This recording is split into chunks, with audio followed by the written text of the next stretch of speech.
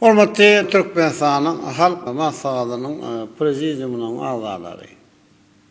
Türkmen halkynyň asly däp desurlarynyň biri bolan mühim wazifeleri arar maslahatlaşmak däp inni müňlerçe elbäri halkymyň durmuşyna bir dowam edip gelýän demokratik däpleriň biridir. Häzirki tarihi döwürde bir däpler ýurdumyzyň ötüsiniň esasynda. Eler tutulýan wazifeleri çözmekde jemgyýetiň hereketlendiriji güýjüne öwrüldi. Hormatly prezident arkadaly gahrman Serdamyň baş tutanlygyna geçirilen Türkmenistanyň ministr kabinetining giňişlen mejlisinde garaşy watanymyzy göstermek goýunça süýüriň 6 ayın anıtlarının işlerin cemlendi. Şununla birlikte hormatly prezidentimiz tarafından bir mecliste şuýuryň sentyabr aýynda geçirecek Türkmenistan halk maslahatynyň meclisine hem de hemişerik bir taraflılığımızın şany 30 ýyllyk bayramyna ýokary derejede taýýarlyk görmek goýunça değişli tawassulyklar berildi. Türkmenistan halk maslahatynyň meclisini guramaşykda geçirmek maksady bilen şeýlem Türkmenistanyň halk maslahaty hakkynda Türkmenistanyň konstitusiýon kanunyň 15-nji we 16-njy maddalarynyň düýünlerine laýyklykda Türkmenistanyň halk maslahatynyň prezidiumunyň meclisini çağırdı. Meclisin ikinci yarımına oldu 2025-nji ýylyň halkara parahasyzlyk we danışmak ýeri diýilip aglan edilmek we Türkmenistanyň hemişelik bir taraplyň 30 ýyllyk münasibetli çäreleri ýokary derejede geçirmek bilen magly meseleleriň giň toplumda aral maslahatlaşar. Näşoňky geçirilen Türkmenistan halk maslahatynyň prezidiumunyň meclisiniň gün tertibiniň esasy soru hem Türkmenistanyň halk maslahatynyň meclisine bir ýokary derejede taýýarlyk görmek hem de onu guramaşykly geçirmek bilen magly soralar aral maslahatlaşmak bolup durýar. Näşoňky meclisiniň gün tertibi. Birinji Türkmenistanyň halk maslahatynyň meclisine ýokary derejede taýýarlyk görmek hem de onu guramaşykly geçirmek hakynda. İkinji, berkarar döwletimiziň täze eýamına galkanyşy döwründe ýolumyzy durmuş ykdysady taýdan östirmek boýunça öňümizde durýan mühim hem wazifeler hakynda. Üçünji, Türkmenistanyň garaşlygynyň şany bayram münasibetli dürli uglarda ýokary zähmet üstünlükden gazanan bir ilişin uly awraýdan we fiilagdan peýdalanýan ilişlerimizi döwlet fiilaglaryna we hormatly atlara hödürlemek goýunça işleri alyp barmak hakynda. Dördünji, şonuň ýalyna dürli hem soralardan awarat hem bolup durýar. Türkmenistan halk maslahatynyň prezidium meclisine Türkmenistanyň prezidiumunyň halk maslahatynyň agalary Türkmenistanyň meclisiniň ýurdumyň ministrler kabinetiň siyasi partiýasynyň hem jemgyýetçilik birleşikleriniň belekemi döwlet häkimet we jemgyýetçilik edaralarynyň hem habar veriş tesisleriniň ýol başçylary gatnaşýarlar. Hormatly adamlar, bize näşüýüň sentyabr aýynyň ähli halkymyzla birlikde azylyklykda mukaddes watanymyzyň garaşlyk bayramyny giňden belläp geçer. Halkymyz hemişe bir tarap watanymyzyň garaşlyk toýuny uly hem zähmet üstünlüklerine betlep buýsans bilen garşalýar. Sebäbi bu sene garaşy ýurdumyz hem de aly bir halkymyz üçin aýratin ähmetli buýsanyşly her ýyl hem täze belirtme maksatlary galkyndyran hem şanly wakadyr.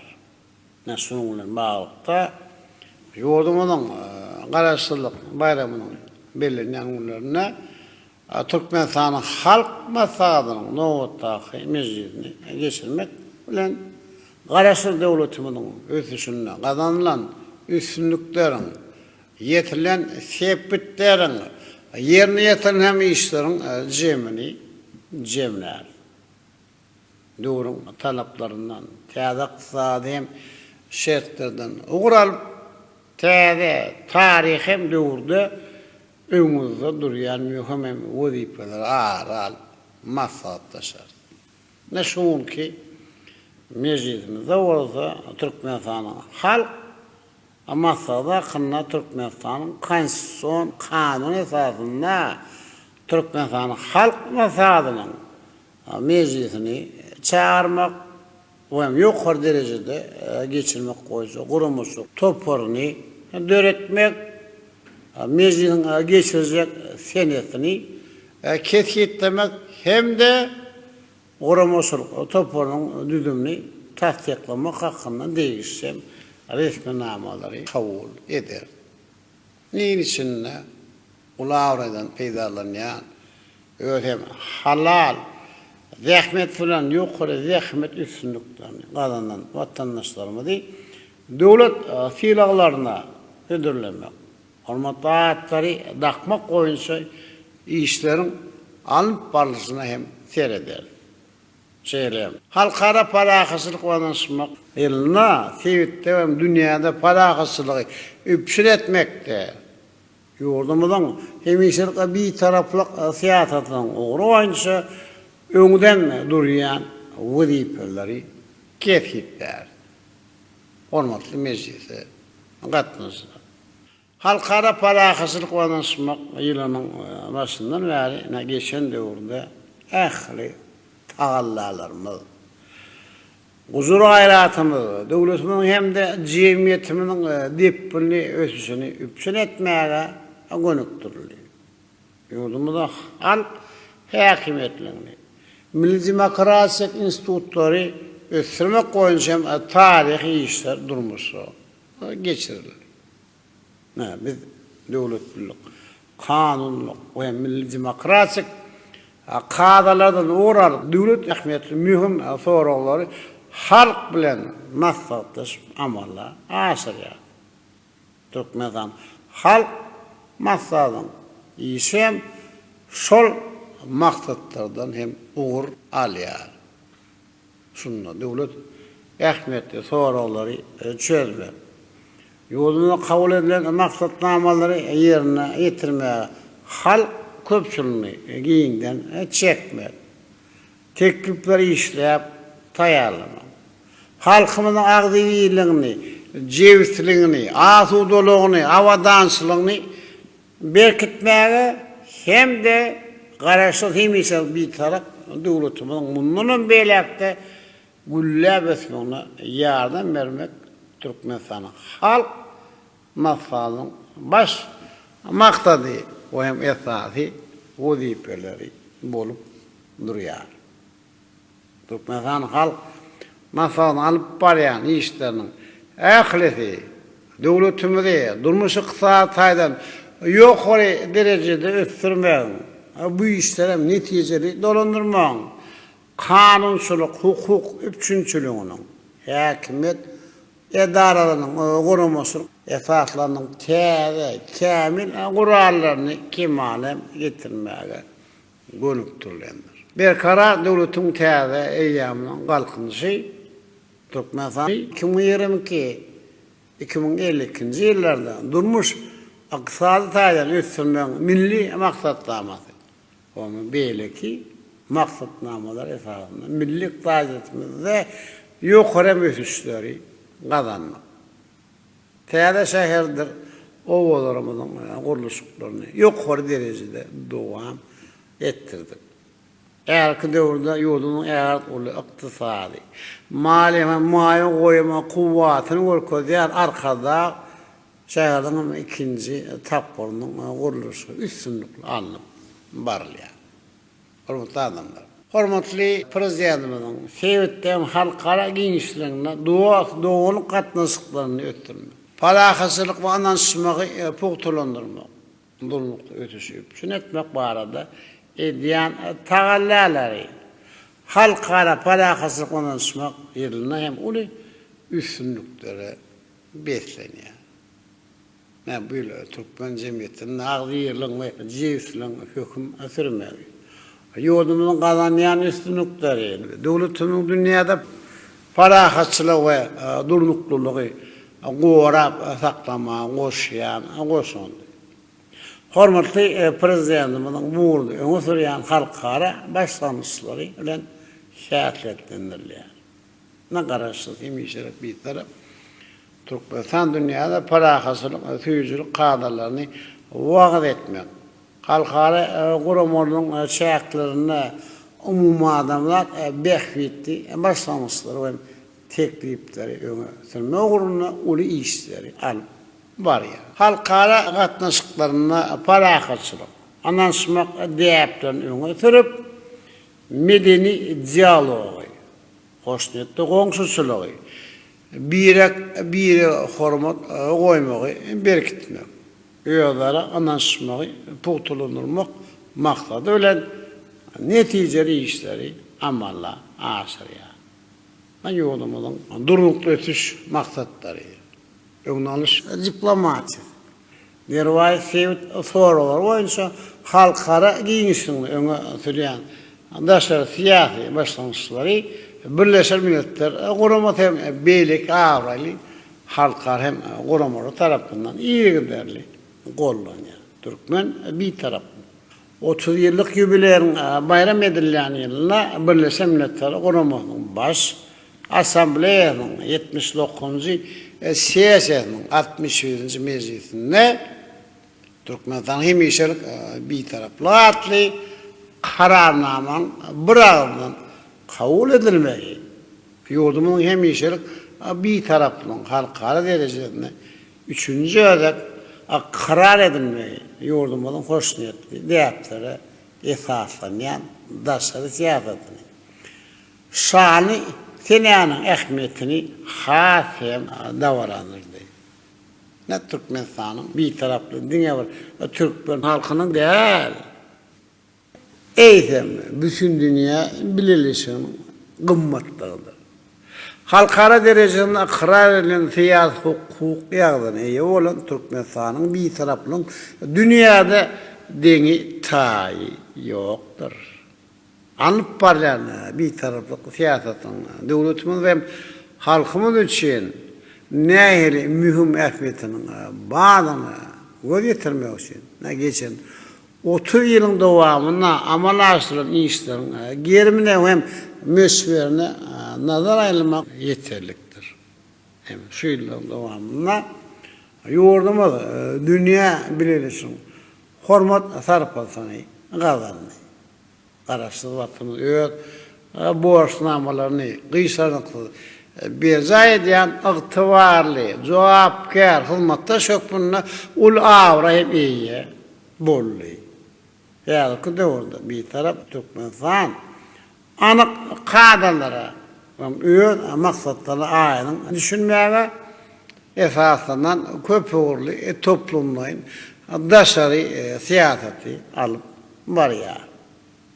Biz dünya hem bilirisi olan umum adamlar agammatlıklarını. Her zaman ösen medeniyetlerinin öňünde durýan wüzipelerin bütünlüğüne bölmezdiňine esaslanan gatnaşyklary hem alyp barýar.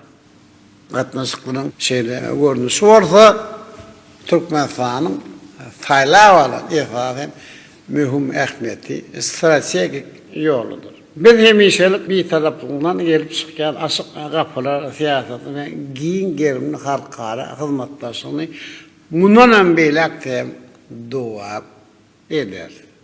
Ne sonuna bağlıkta devletimizin hemişelik bir tarafından 30 yıllığı belirlenecek halkara palahasçılık ve danışmak yılına dünyada hizmetlaşlığı hem de idare düşünüşmeyi puhtulandıracak çärelerin bir näseni meýilleşdirdi. Hormatly mejlise gatnaşyjylar.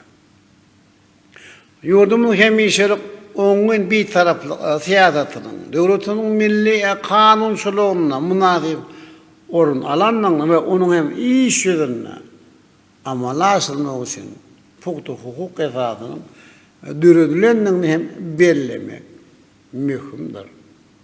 Ýakynda Türkmenistanyň hemişelik bir tarapynyň 30 ýyllyk münasibeti, Türkmenistanyň bir tarapynyň 30 ýyllygyna atly Türkmenistanyň ýübileyini döretmek hakynda Türkmenistanyň kanuny kabul edildi. Härki döwürde bu işleri dowam etmek hem zerur bolupdyr. Şuna baglypda ýurdumynyň palakaçylyk, tüýjülükli, insanperwer içeremdaşary siýasatyny parlament diplomatiýasynyň üstü bilen dünýä ýaymak. Ýurdumyň burdan barýan siýasatyny milli kanunçylykda berkitmek üçin Türkmenistanyň mezgitine değişli işler durmuşa geçirilmeli. Geçirilen işlerin çağında Türkmenistanyň palakaçylyk manaşmak siýasatynyň hukuk esaslaryny, onuň kaydalaryny, esasy maksatlaryny, öňüňarş diplomatiýany we ýurdumyň içeremdaşary siýasatynyň ileri tutulýan ugurlaryny kanun arkaly berkitmek maksadı bilen bir tarap Türkmenistanyň palakaçylyk we manaşmak siýasatynyň hukuk esaslary hakynda Türkmenistanyň konstitusiýon kanunyň taslamasy taýýarlansa maksada laýyk bolardy. Hormatly adamlar, hormatly mejlise gatnaşjylar. Türkmenistanyň halk maslahatynyň mejlisine taýýarlyk görmekler magly işleriň çağında bir karar döwletimiň täze ýamynyň garpynyşy. Türkmenistan 2022-2052 ýyllarda durmuş ykdysady taýdan ötürmeň milli maksatnamasy. Türkmenistanyň prezidenti ýurdumyzda 2022-2028 ýyllarda durmuş ykdysady taýdan ötürmeň maksatnamasy, ýaly esas goýujy resmnamalar alaýaklykda değişli ýol başlary geljek ýylda ýurdumyzyň makro ykdysady ýagdaýyny we maliýe pul kart ulgamyny durnukly saklamak. Ykdysadyýatynyň pudoklaryny hem depin ösürmek arkaly ýylatymynyň ýaşy durmuş derecede mundan belakta ýokalmak bagatda durmuşa hem geçirilmeli, çäreleri, serjermeli. Çelem, maýa goýulmagyň esasy bölümi, täze ölümsizlikleri gönükdirmek. Pudoklara sany bolmaýan täze tehnologiýalar ornaşdyrmak. Hukuky telekeçiligi ösdürmäge mühim ähmiýet bermeli. Şoňa maksatlaryny, pudoklaryny we sewitlerini maksatlaryna uğralyp seýleme döwletimiň milli ykdysadyýatynyň pudoklarynyň ykdysady we maliýe görkezlerini işin ferjermek bilen ykdysadyýatyň pudoklary, maglumat, kommunikasiýa, bilim, sağlyk oruç hemde sport ulgamy, senagat, owa hazırlyk bireki pudoklar boýunça teklipleri taýýarlanmaly. Döwletiň we jemgyýetiň durmuşynyň mühim ugurlaryny değişli toralar boýunça geçirilen hem işleriň netijeleri barada hormatly prezidentimize değişli hazawatlary we maglumatlary bermek. Şol maglumatlary serjermek bilen hem geljek ötüşlerimizi üpçün etmek üçin mühim teklipler işler. Taýýarlamak, değişli çögütlerin kabul edilmegini gazanmak ol biziň esasy hem wezipelerimizden biri bolup durýar. Şoňa baglypda ýurdumyzy ösdürmeň, suwda ykdysady, senagat, önümçilik, dolandyryş, kanunçylyk, hukuk, hyzmat ediş we medeni durmuş ugurlaryna gazanylýan üstünlikler Getiren tepkitler var hem de geleceği için giyin mümkünçülükleri açıyan maglumatlar. Olema maglumatlar esasında tayarlanan teklifler hem kıysa vakti işte tayarlap olayı Türkmenistan'a halk masalın divanına hem vermeyi tavsiye yani. Söyleyeyim. Türkmenistan'ın halk masada kanlı Türkmenistan'ın konstisyonu, kanunun 19. maddesine layıklıkta Türkmenistan'ın halk masadının divanı, kurumuşluk toparılan birlikte aşağıdaki işler hem yukarı derecede alıp varmalı. Birinci, Türkmenistan'ın halk masadının ağdaları, deputatları, siyasi cemiyetçilik kurumunun işçi ağdaları, alimler, yukarı okul mekteplerinin profesör muallimleri, havlu veriş teröristlerinin vekilleri, Türkmenistan'ın halk masadının meclisine tayarlık görülendiğirdi ve meclisin cemleri boyunca Türkmenistan'ın halk masadının anıp barayan işlerin tarihi, siyasi cemiyetçilik ehemmiyeti vardı. Tehir, netihat çarelerini, çıkışları, duşukları giyinden korumalı. İkinci, Türkmenistan'ın halk masadının meclisine tayarlık görmek konuşu işleri, kurumuşluk toparıyla birlikte meyleme esasında alıp varmalı. Üçüncü, Türkmenistan'ın halk masadının karamağına hem soruları tayarlamak ve resminamaların taslamalarını kurumuşluk topunun iğnaklarına deslaptan hem ağır alıp maslahat taşımalı. Dördüncü, Türkmenistan'ın halk masadının meclisine tayarlık görmekte var. Vilayetlerin, etrafların ve şehirlerin halk maslahatların işine kurumuşluk usulü taydan yol basılıp etmeli. Beşinci, rayetlerden gelip kuvuşan teklifleri ve birlik yututmaları karamak, onları hasap almak, umumlaştırmak konusu işler alıp varmalı. Altıncı, Türkmenistan'ın halk masadının meclisini geçirilen maksatnamasını tayarlamak. Yedinci, Türkmenistan'ın halk masadının işini köpçülükün havra veriş teröristlerine beyan etmekle mağlı zirur hem maglumatları tayarlamalı.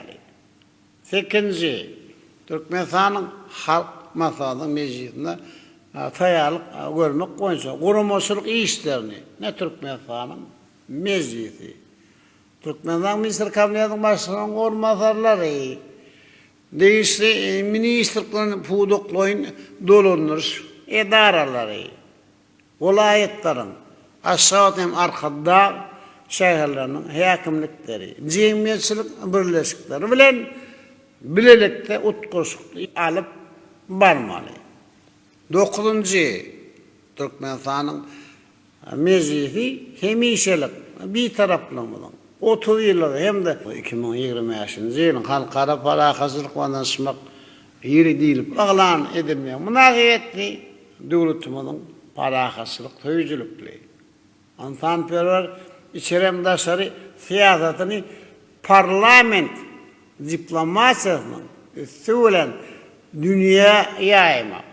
Vaat etmek konusu ministerlikler hem puduklarını dolunur sedaları bir siyasi partiler hem cemiyetçilik hem birleşikler veren alıp varan işleri devam etmeli. 10.